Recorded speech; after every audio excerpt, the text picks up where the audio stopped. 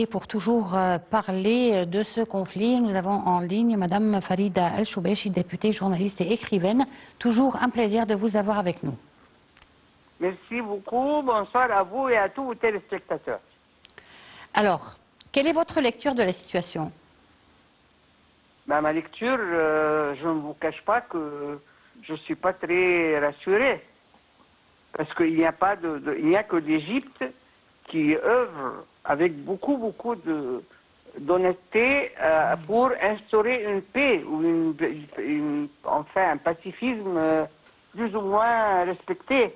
Mais là, c'est l'enfer. Nous vivons tous dans l'inconnu. Nous ne savons pas qu'est-ce qui va arriver 1 heure après ou 2 heures après. Et ça, c'est comme l'Égypte l'a toujours dit, il n'y a pas de gagnants et de perdants dans les guerres. On est tous perdants.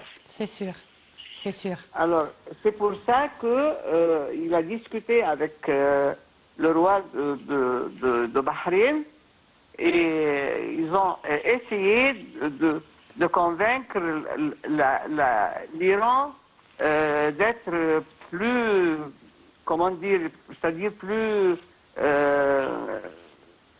patient dans les réponses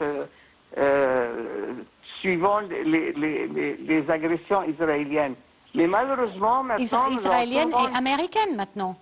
Mais justement, je continue, je disais que maintenant, tout le monde voit très bien que c'est plus américain que israélien. Israël, c'est un moyen, c'est-à-dire un outil, un instrument américain.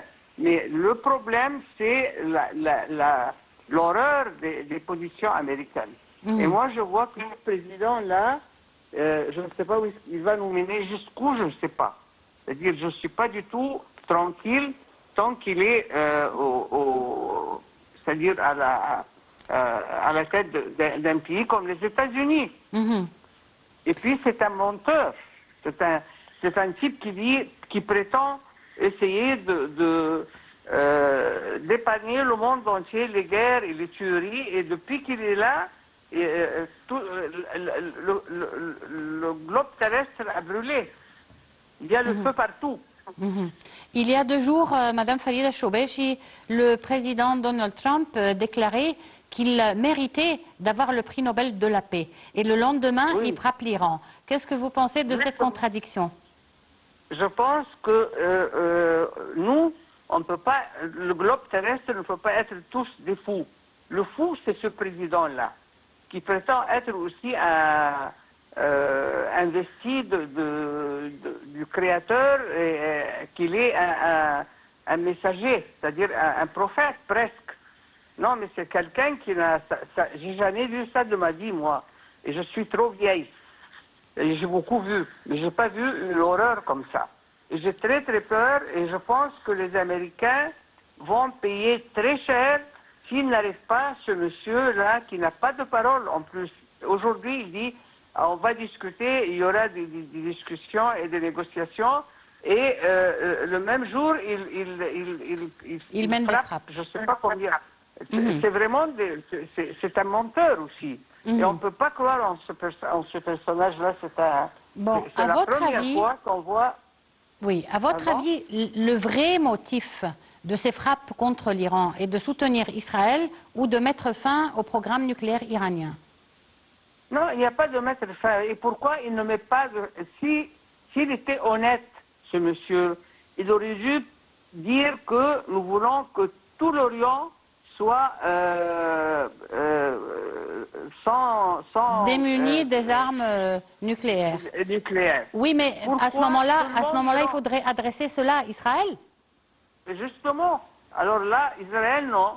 Israël, même les crimes qu'il a commis à Gaza et qu'il continue à commettre, ils n'ont pas trouvé un seul mot de ce président-là inhumain, qui n'a même pas parlé des enfants palestiniens de Gaza qui sont bombardés ou assoiffés.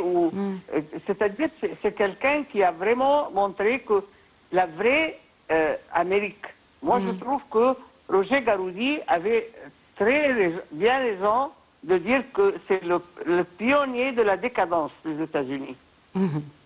Madame Farida Choubechi, je vous remercie beaucoup pour cette intervention. On est obligé de terminer à cause du temps de l'émission.